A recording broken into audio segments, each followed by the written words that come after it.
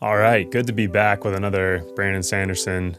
This time we're moving on to Words of Radiance, part 1, and I've read the interludes as well, which are going to make up the bulk of what we talk about today. So talking today about Shallan and Yasna, Kaladin's arc, and then getting into the further insight we now have into the Parshendi and tying that in with this idea of the collective unconscious. I'm beginning to think that Brandon Sanderson may truly be more Jungian than I originally thought. So we'll talk about all those things. Starting off, we'll talk about with Yasna and her sea journey with Shallan. Big twist here. We're seeing that Shallan, she's, Yasna has been this, someone that Shallan has idealized in a lot of ways. She didn't expect this going into it and meeting Yasna for the first time, but Yasna for Shallan has become a figure that has taught her a lot about the importance of nurturing this curious side that she being Shallan naturally has to herself, but also embracing it in a seriousness that promotes a rigorousness to her academic studies. So this has been a bit more of a fruitful relationship than Shallan would have initially imagined. And she's been learning a lot from Yasna, and Yasna has really taken her under her wing. So as the reader, we're expecting to see a lot more of this development in terms of their relationship as we move forward. And they're making this journey across the sea because they're headed to the Shattered Plains. Why are we going to the Shattered Plains? I took some notes here. Urithiru, this potentially mythical city, this hidden city that's beyond reach, that Yasna believes is actually real, and she's not exactly sure how to reach it, but she believes that the key lies somewhere within the Shattered Plains. So they're going back to the Shattered Plains where their family is, or where Yasna's family is at least, and also to try to uncover the mystery of how to, reestablish a connection with this lost city or place of Urithiru. But in the most Game of Thrones twist of all times, at least so far in this book, Yasna is killed. And I'm reading it, I'm thinking, okay, turning the pages, this is just a dream, when are we gonna wake up?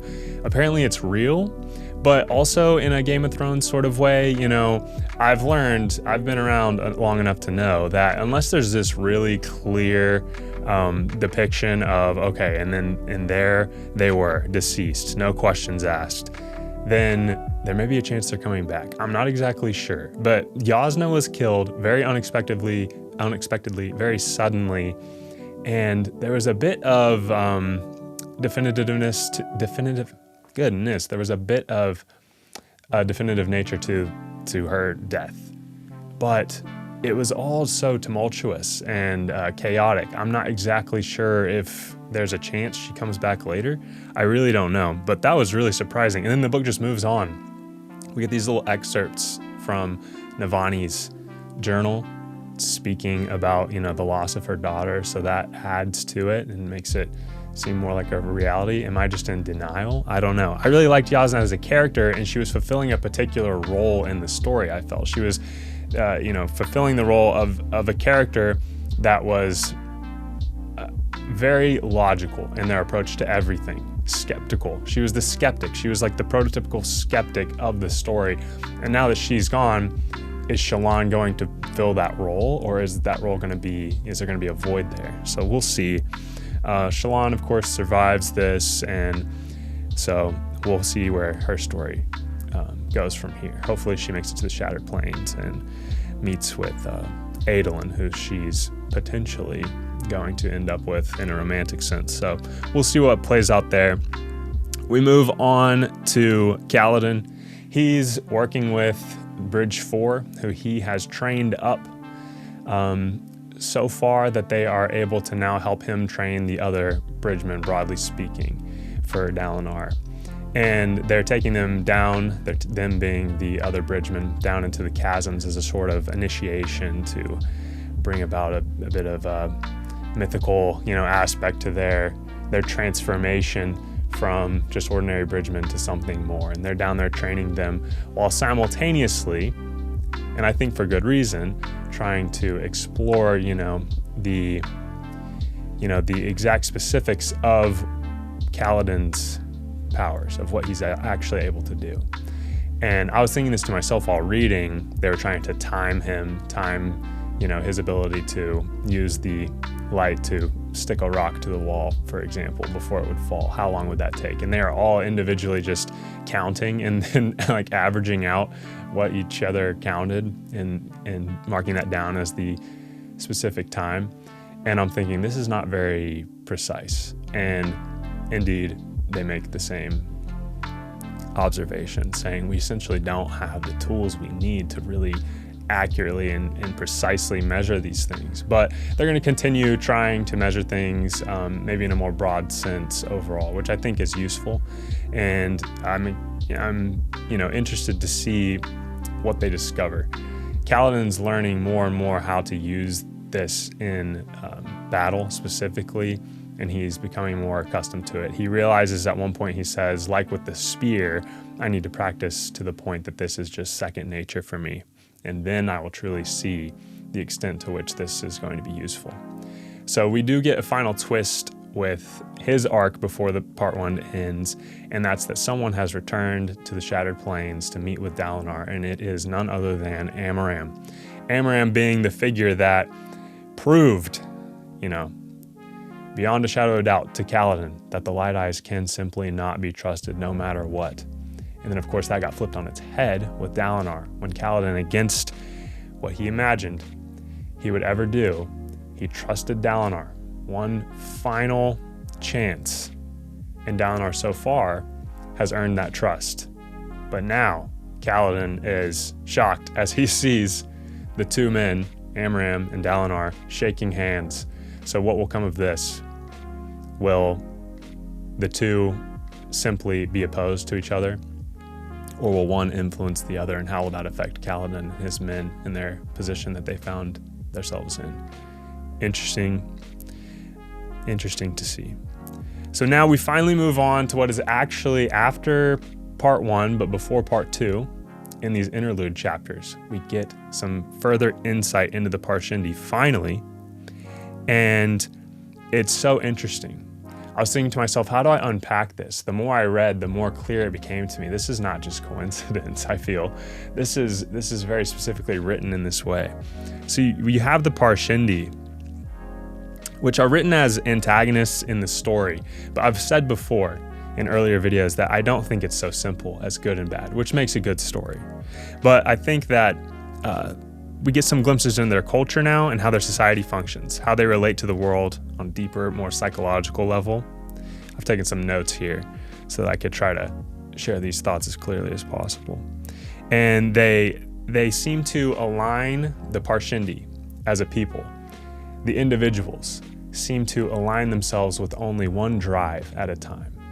Unlike the Alethi, who, like actual people, are pulled in all these different directions by all these underlying unconscious motives and desires, pulling us in different directions, and we're always trying to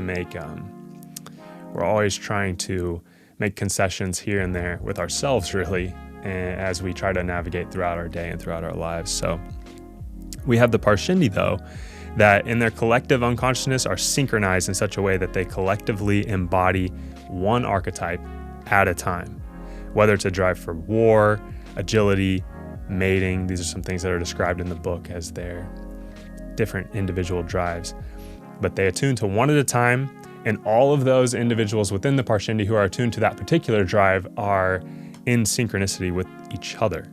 And this seems to drive a sort of collective behavior. This is interesting, so let's continue to expand on this idea. It's a parallel, in my view, to Jung's theory of the collective unconscious. It's where this idea is that humans across time and across our evolutionary history have an underlying collective unconscious that our minds, our brains, and therefore in a derivative sense, our minds have evolved from. So think about this. In a similar way that other animals have instincts that do not seem that they need to be taught. That these instincts are a fundamental aspect of the underlying substructure of the brain of the animal, of their being. In a similar way, Jung posits that our minds have been built upon a substructure that has developed over time and has particular archetypes, symbols, images, and drives built in as necessary components that everything else has been built on top of over time, and that we share this across all peoples around the world. So this is an interesting idea. Now, we have different archetypes that we have underlying our conscious motives and desires. So you have like archetypes like the shadow. We've talked about some of these things here. Anima, animus, the wise old man. We talked about that in the video of on the Wandersail. The trickster. There are different archetypes. The interesting thing to keep in mind, though, is that these are all at play all the time, to various degrees, and they're pulling us in different directions. And we're always trying to make our way throughout our days by navigating, how, to what degree are we going to let each archetype influence us. Thing is, a lot of times this is totally unconscious, and that's where a lot of the value comes in understanding these things, understanding oneself, like we've talked about. But the Parshendi, on the other hand, unlike the Alethi, let's say, seem to have this ability to only adhere to one individual archetype at a time through these songs. And when they do adhere to that particular archetype, all other Parshendi who are also adhering to that are all on the same page. They are truly like this manifestation of a collective unconscious, yet adhering to one particular archetype at any given moment. So this is interesting. We're going to see this, I would imagine, as a strength for them and their ability to be all on the same page and to move as a unit. Whereas on the flip side, for the Alethi, they're more fractionated. Even at the individual level, they're pulled in different directions. It's ambiguous what they should do.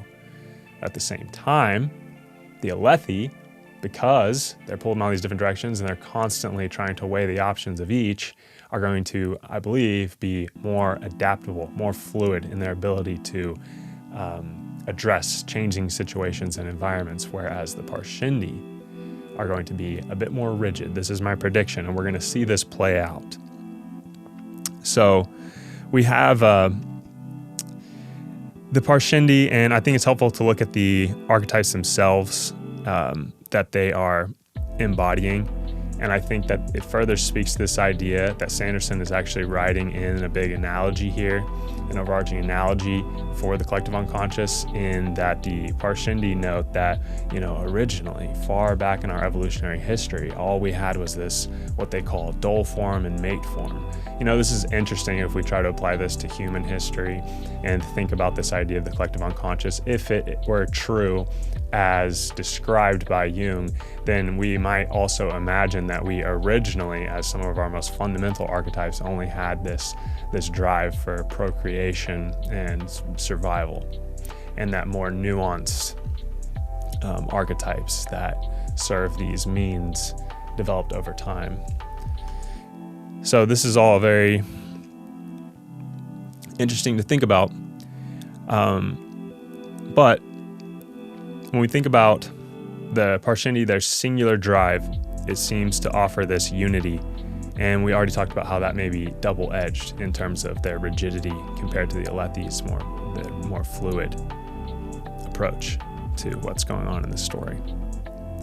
So overall, I've thought about this and I've thought, do I only see these things in the story because I study Jung and I'm looking for it?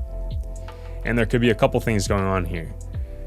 Brandon Sanderson could be unaware of these Jungian theories, and in a way that speaks to the validity of the theory, he could still be writing his stories with an innate or subconscious understanding of the archetypes and working within that framework.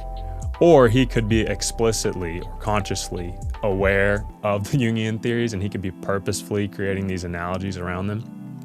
The thing is, I don't really want to know until at least I'm done with the books, so I'm not going to look into it further. I'm just going to continue reading and seeing these parallels and speaking on them here. I think that's what I want to do. I don't really want to know one way or the other in terms of his personal views on things. I just want to read his work and let it speak for itself. But I'm excited to see what comes of the dynamic here between the Parshendi and the Alethi. I am leaning towards this as a prediction. I'm leaning towards the two coming to understand each other more fully rather than one simply extinguishing the other. I do not think that's going to happen. I think that they're going to have to come to understand each other more fully. And perhaps the reason will be because there will be a third factor, a third external force that proves to be more dangerous for both parties than simply that other party. And that they're going to have to come to understand each other more fully, come to use each other's strengths in order to survive this third force, whether that be the void bringers who may end up not actually being of the parchment or some other thing. Clearly there are some more metaphysical things at play here in the story, and so we'll see all that unfold as we go forward. So I'll move on now to part 2 of Words of Radiance, and I will see you back here with a video on that. Thank you again for listening to my thoughts here. Please feel free to share your thoughts in the comments. I like to hear from you all, and I'll see you in the next video.